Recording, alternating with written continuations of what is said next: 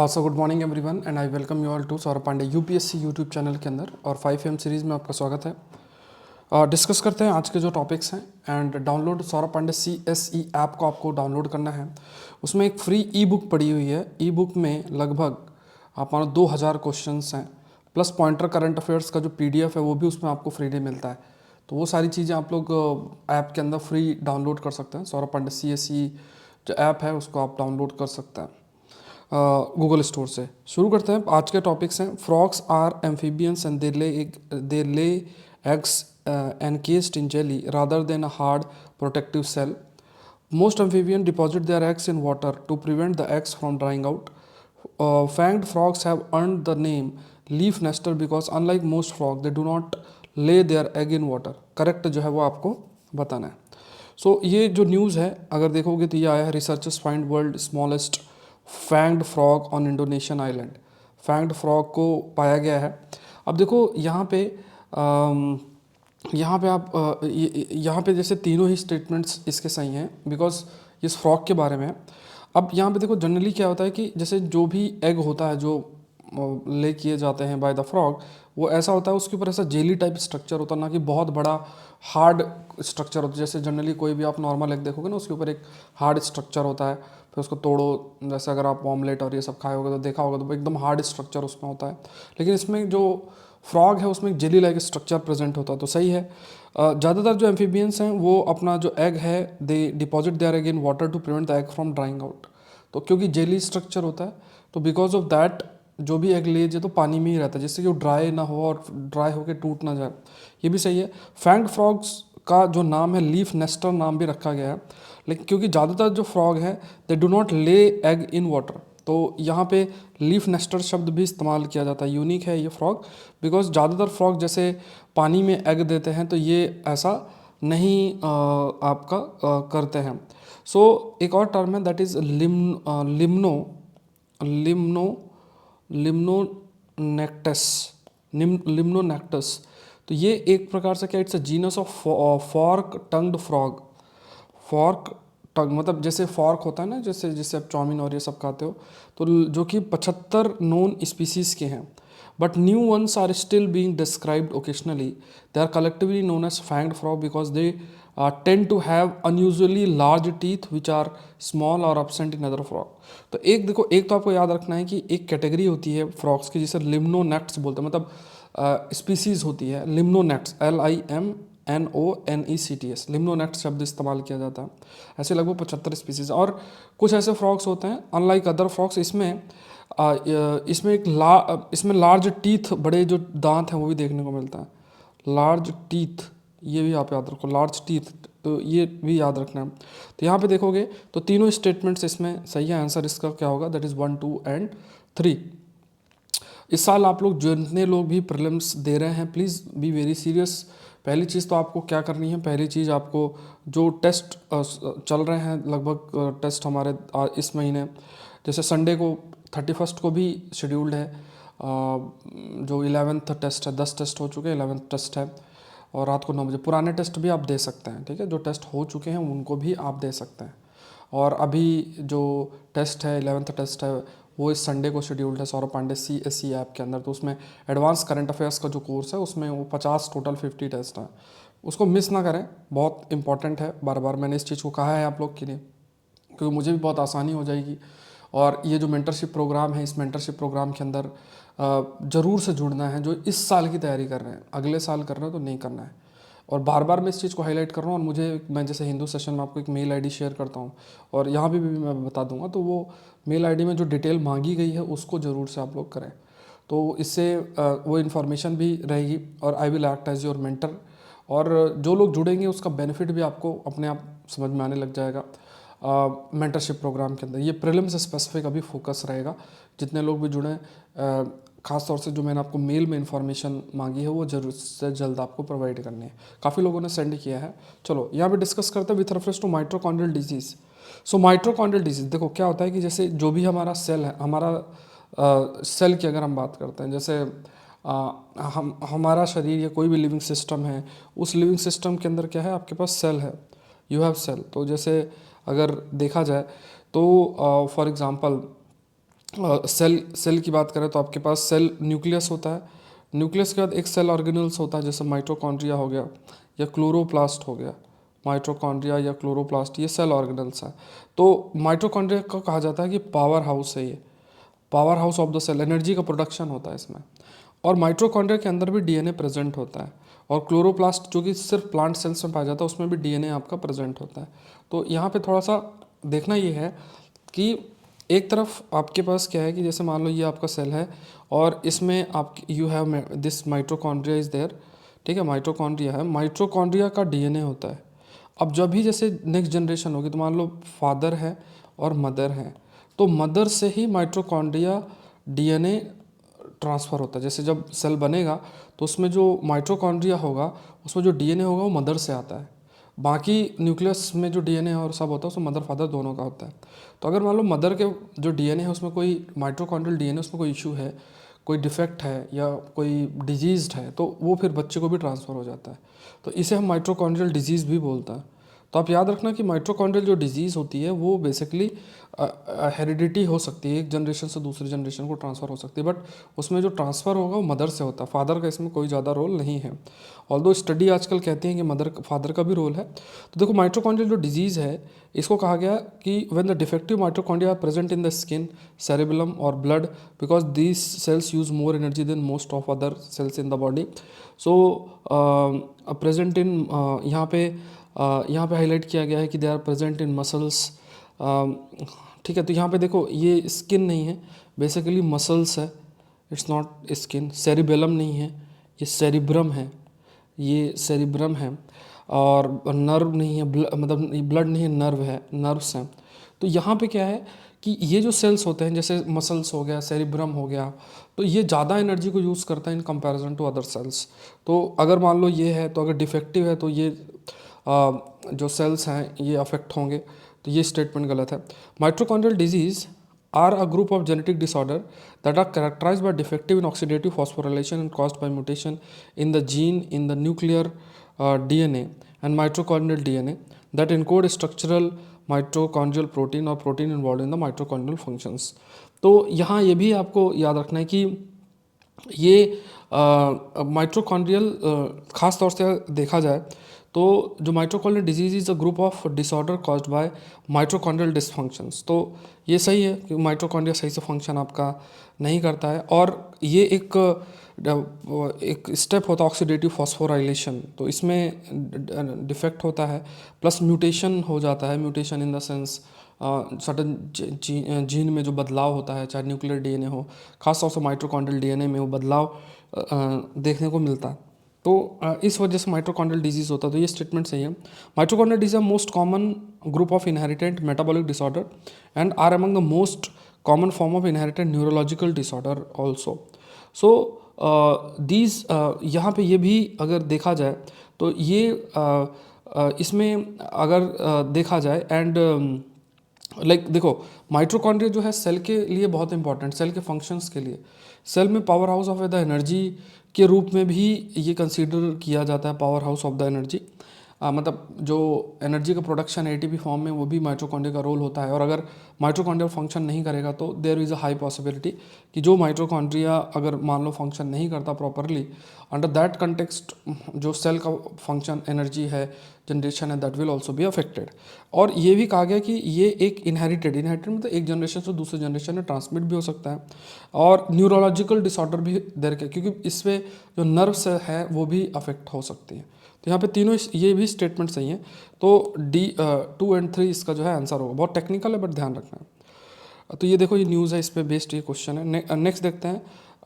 Union ministry MSME ने recently launch किया है 3 सब schemes. They have launch 3 sub scheme under the aegis of raising and accelerating MSME performance ramp programme. तो इसमें देखो MSME green investment and financing for transformation scheme, MSME gift scheme जो है ये की गई है, जिसमें MSME में ग्रीन टेक्नोलॉजी मतलब green technology in the sense जो मतलब एनवायरनमेंट फ्रेंडली टेक्नोलॉजी है उसको, उससे रिलेटेड ईजिली पैसा दिए मिल सके, कम इंटरेस्ट रेट देना पड़े ऐसा कुछ, और क्रेडिट सपोर्ट लोन और ये सब आसानी से मिल सके। तो एक तो ये स्कीम है, इसमें एमएसएमई गिफ्ट स्कीम है।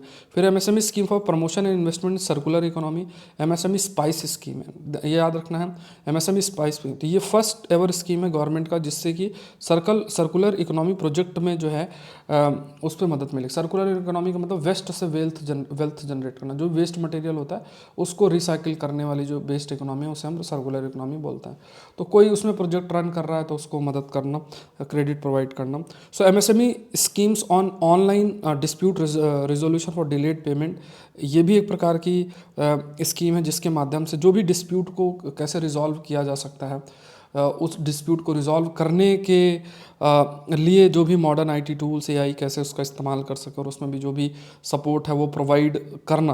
तो ये एक स्कीम, तो 3 मेजर स्कीम्स आपको ध्यान में रखनी है, ऑल दिस 3। तो ये आपको याद रखना है कि इसमें एक तो एमएसएमई गिफ्ट स्कीम है, फिर एमएसएमई स्पाइस स्कीम है, फिर एक ये स्कीम है। दूसरा एक पॉइंट आप ये भी याद रखना है कि ये जो स्कीम है इसमें वर्ल्ड बैंक ने असिस्ट किया है, वर्ल्ड बैंक का असिस्टेंस है, और साथ में ये सेंटर सेक्टर स्कीम है। It is also a central sector scheme, it is also a centre sector scheme है, ये भी आपको ध्यान रखना।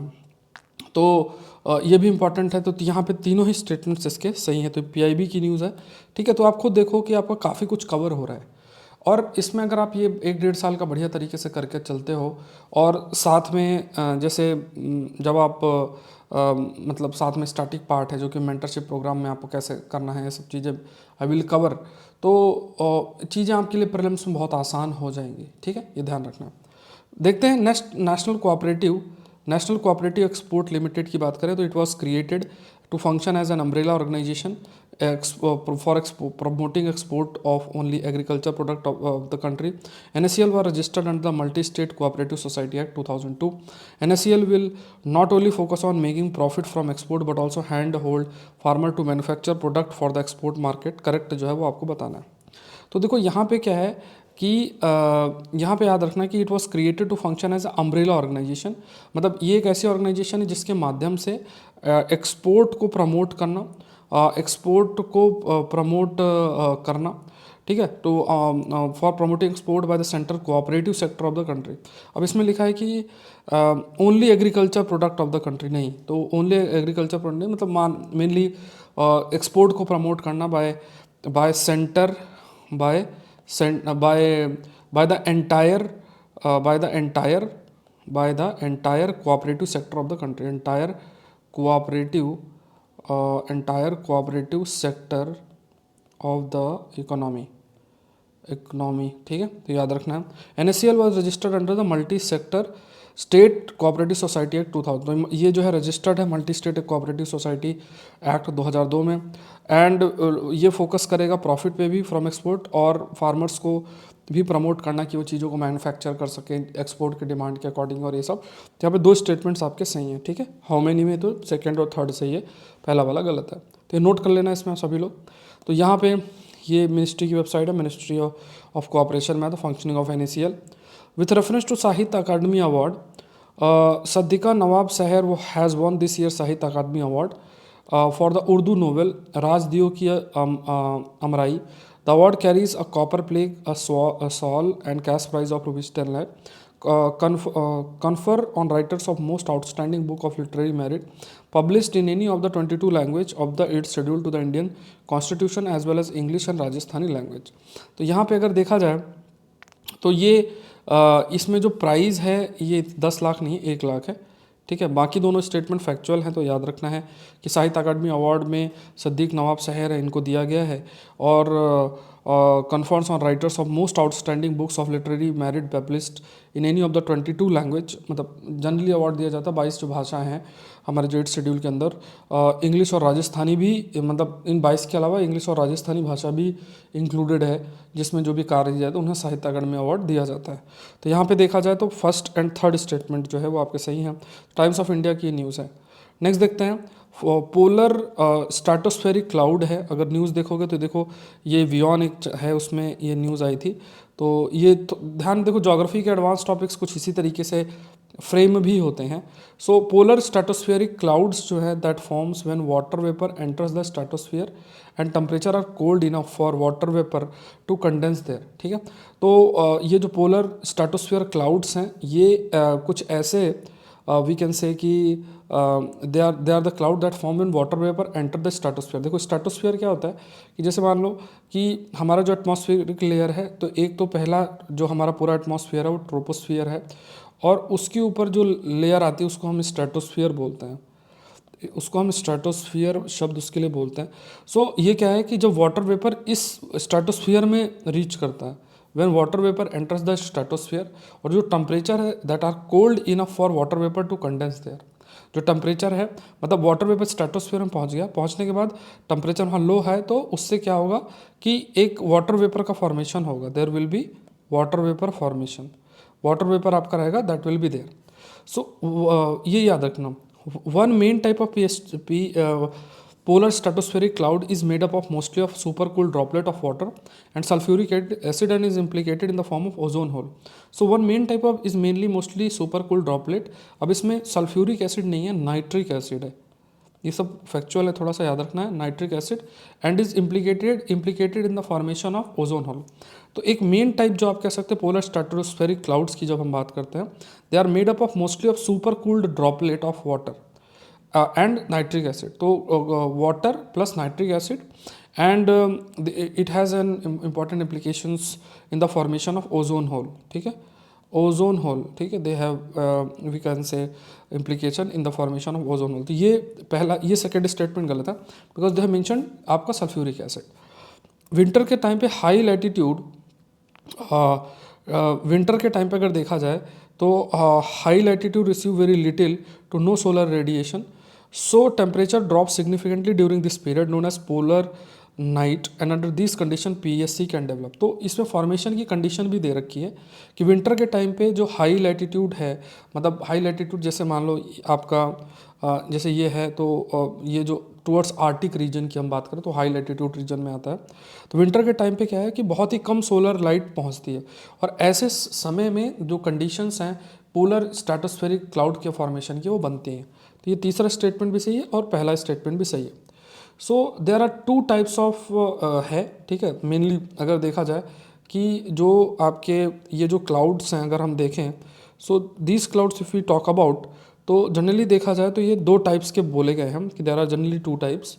तो यहाँ पे पहला one made from mix of ice crystal and nights, एक तो आपका आइस क्रिस्टल्स, एक आपका ice crystal plus nitric acid, ice crystal और नाइट्रिक एसिड एक तरफ है, विच प्रोड्यूस है ना, मतलब देखा जाए तो उसमें जो कलर है वो थोड़ा ज़्यादा नहीं रहता, एंड दूसरा जो है प्योर आइस क्रिस्टल है, प्योर आइस क्रिस्टल्स जो है वो आपके प्रेजेंट होते हैं, प्योर आइस क्रिस्टल। एंड ठीक है, तो ये क्या होता है कि अच्छा देखो न्यूज़ क्या है कि ये जो आपके वी कैन से कि ये जो क्रिस्टल्स हैं ये रिस्पॉन्सिबल होते हैं for the formation of colour, और फिर वो जो रेनबो है, अभी जैसे इसमें न्यूज़ अगर आप देखोगे ना तो ये लिखा है कि extremely rare rainbow clouds what is the phenomena Arctic के अंदर। तो आर्टिक रीजन के अंदर जो आर्टिक रीजन है, उस आर्टिक रीजन के अंदर रेनबो का फॉर्मेशन क्यों हुआ, रेनबो का फॉर्मेशन क्यों हुआ, तो it is because of this PSC clouds, जिसमें आइस क्रिस्टल और ये सब जो है आपके प्रेजेंट है। देखो ये एडवांस ज्योग्राफी है, इसी को बोलता हूँ, इसी को मैं एडवांस करंट अफेयर्स बोलता हूँ। अब आपको ऐसे 2 साल के कवर करने पड़ेंगे, और इसलिए बार बार रिक्वेस्ट कर रहा हूँ कि जो एडवांस करंट अफेयर्स का जो टेस्ट सीरीज़ है, 10 टेस्ट हो चुके हैं, 11वां टेस्ट शेड्यूल्ड है, तो 10 टेस्ट जल्दी से कवर कर लो सौरभ पांडे CSE ऐप के अंदर। इसीलिए बार बार कह रहा हूँ ना, अब इसे एडवांस करंट, अब पूछना आप जहाँ से भी ज्योग्राफी पढ़ोगे टीचर से पूछना, सर वो क्यों फॉर्मेशन हुआ था बताइए ज़रा, तो अगर उन्होंने रीड किया होगा तो वो आंसर करेंगे, ऐसा नहीं कि इसमें कोई वो समझने वाली बात है, बट अगर उन्होंने रीड किया होगा इस न्यूज़ को तभी आंसर कर पाएंगे, अदरवाइज इधर उधर की बातें होगी। और यही ऐसे टॉपिक 2 साल के पता नहीं कौन से पूछ लिए जाए, पता नहीं, इसीलिए बार बार हाईलाइट कर रहा हूँ कि वो जो एडवांस करंट अफेयर्स की टेस्ट सीरीज़ है टोटल 50 टेस्ट हैं, PDF और सब कुछ मैं आपको शेयर करूँगा, तो वो उसको ज्वाइन करो और उसको करो, उसको कोई और तरीका है नहीं, क्योंकि उसको टेस्ट क्रिएट करना और सारा सब कुछ उसमें लगता है, तो इसलिए टोटल 50 टेस्ट हैं, उसमें मिस नहीं करना है, बार बार इसको और टेस्ट दे के ही चीज़ें सीख पाओगे, ठीक है। तो ये एडवांस ज्योग्राफी, इसी को बोलते हैं एडवांस ज्योग्राफी, ऐसे ही एनवायरनमेंट भी एडवांस टॉपिक्स जो है वो आपके होते हैं और यही एडवांस करंट अफेयर्स है। ठीक है, मजा आया बढ़िया तरीके से। तो देखो एक कंसेप्ट आपने सीख लिया, पोलर स्ट्रेटोस्फेरिक क्लाउड्स का फॉर्मेशन कैसे होता है, और दूसरा आपने सीख लिया कि वो क्यों ऐसी स्थिति बनी थी। नेक्स्ट देखते हैं, malaria is a life threatening infectious disease cause by plasmodium transmitted to human through the bite of infected female anopheles. Several species of plasmodium की फेलिक्रम मोस्टली डेडली है। वंस बिटेन द जो parasite हमारे blood stream में enter करके kidney और उस सब में एंटर करके फिर मल्टीप्लाई करने लग जाता है, फिर वो हमारे आरबीसीज को भी इन्फेक्ट करना स्टार्ट करता है। सो अब देखो इसमें आप ही आंसर मुझे करके बताओ, कमेंट सेक्शन में बताना। ठीक है, ये न्यूज़ आप देखोगे, ये अभी सेकेंड वैक्सीन प्री क्वालिफाई की गई है। कमेंट सेक्शन में बताओ कौन सा स्टेटमेंट, मतलब इसका आंसर आप दो क्योंकि इसमें मैंने हिंदू में डिस्कस किया हुआ है। तो यहाँ पे देखोगे, मुझे कमेंट सेक्शन में बताना क्या आंसर होगा। गलत नहीं होना चाहिए, ठीक है, ईजी है, ध्यान से पढ़ो तभी आंसर कर पाओगे, नहीं तो गलत करोगे। कमेंट सेक्शन में बताना, ठीक है, इसका आंसर बताना क्या होगा कमेंट सेक्शन के अंदर। नेक्स्ट देखते हैं, पाथ मित्रों की बात करें। A mobile application developed by jute corporation of India limited to provide important information about MSP and agronomy to jute farmers. तो दोनों स्टेटमेंट सही हैं। पाथ मित्रों है ये basically jute corporation of India limited के द्वारा डेवलप किया गया है, तो ये दोनों स्टेटमेंट सही हैं, ठीक है। तो इसमें पीआईबी की न्यूज़ है, तो ध्यान रखना है। कोई क्वेरी है तो आप मुझे इस नंबर पे रीच कर सकते हैं, मतलब मैसेज करना है। ये ऐप डाउनलोड करना है, Saurabh Pandey CSE app. Agriculture optional देखो मिस नहीं करना, 1 तारीख से सारी क्लासेस मिलना स्टार्ट हो जाएंगी। अभी ऑफर चल रहा है जिसमें 20% ऑफ है, तो अगर आप इस ऑप्शनल को लेते हैं मतलब ज़रूर से लें, और उसके बाद सारी क्लासेस आप मतलब विद इन 1 मंथ के अंदर वो सारी क्लासेस आप खुद देख सकते हैं। तो विद इन 1 मंथ के अंदर आप सारी अपना कोर्स कंप्लीट कर सकते हैं और बढ़िया तरीके से जो है अपना फिर बाद में रिवीजन कर सकते हैं। तो आप 24-25 जब की भी तैयारी कर रहे हैं, साथ में अगर आपका साइंस बैकग्राउंड है तो इंडियन फॉरेस्ट सर्विस का रास्ता भी आपके लिए ओपन हो जाता है, तो बहुत इंपॉर्टेंट है। तो इसमें भी 20% ऑफ है। प्रीलिम्स मेंटरशिप प्रोग्राम है, देखो 24 की तैयारी कर रहे हो, इसको मिस नहीं करना है। बार बार मैं इस चीज़ को हाईलाइट कर रहा हूँ, जिन्होंने ज्वाइन किया विथ रिसिप्ट आपको मुझे मेल करना है। मेल करने के बाद जो मैंने इन्फॉर्मेशन आपसे मांगी है, तो ये सारी इन्फॉर्मेशन मुझे आपको प्रोवाइड करनी है। ये रीड कर लो एक बार, स्क्रीनशॉट ले लो, ठीक है, सारी इन्फॉर्मेशन, जिससे मैं इंडिविजुअल प्रिस्क्रिप्शन पे काम कर सकूँ और आपका प्रीलिम्स में अप्रोच हम लोग कर सकें। अब इस मेंटरशिप प्रोग्राम में क्या क्या चीज़ें रहेंगी, जैसे जब ज्वाइन करेंगे हर मंडे को आपको टारगेट मिलेगा, सैटरडे को उसका रिव्यू होगा, प्लस जो कुछ चीज़ें रहेंगी जैसे प्रीलिम्स ट्रिक्स कौन कौन सी हैं, कैसे उनको अप्लाई करना है, किस किताब को पढ़ना है, कौन सी चीज़ों को फोकस करना है, नोट्स कैसे बनाना है, रिवीजन स्ट्रेटजी कैसे होना है। और देखो अगर सोर्स डिफाइंड रहेगा और हम एक ही चीज़ को सब प्लान्ड वे में प्रोसीड करेंगे तो रिवीजन भी बढ़िया होगा, आप ऑफ द टॉपिक नहीं जाएंगे। सीसेट में कैसा अप्रोच होना है, किस चीज़ को फोकस करना है, किसको नहीं करना है, ये सब कुछ आपका मेंटरशिप प्रोग्राम में रहेगा। और आप मुझे भी रीच कर सकते हैं, कोई इशू आपके लिए होता है तो इसको मिस नहीं करना अगर 24 की तैयारी कर रहे हो, ठीक है। तो मैं प्रयास कर रहा हूँ कि ज़्यादा से ज़्यादा लोग इसका हिस्सा बने जो सीरियस लोग हैं, ठीक है। और इसमें वो लोग भी जैसे मान लो जिनका बिल्कुल भी अभी जीरो होगा और उन्होंने इस प्रोग्राम को ज्वाइन कर लिया है, तो मैं आपको मेल रिवर्ट करके और जो भी आपने पे किया उसको वो वापस कर दिया जाएगा, ठीक है। तो मतलब इसमें ये भी है कि आप ऐसा नहीं कि आप तैयारी शुरू की है और आप प्रोग्राम ज्वाइन कर लें, तो 15 दिन पहले तैयारी शुरू की है। इसमें कुछ चीज़ें हमें देखनी है कि हमें कुछ चीज़ें पढ़ना ही है, और अगर वो इंटेंसिटी रहेगी तो बिल्कुल हम लोग सक्सेसफुल होंगे। तो ये ध्यान में रखना है, इस प्रोग्राम को मिस नहीं करना है। सौरभ पांडे CSE ऐप के अंदर है, तो इसको आप लोग ज्वाइन कर लेना है, ठीक है। और आज जो है अभी तो देखो एग्रीकल्चर ऑप्शनल में 20% ऑफ चल रहा है, और अगर टीम ने कहा तो फिर 20% इस पर भी हम लोग कुछ ऑफर अगर होगा तो मैं आपको इन्फॉर्म कर दूंगा। तो मिलते हैं नेक्स्ट सेशन के अंदर। Thank you everyone, thank you.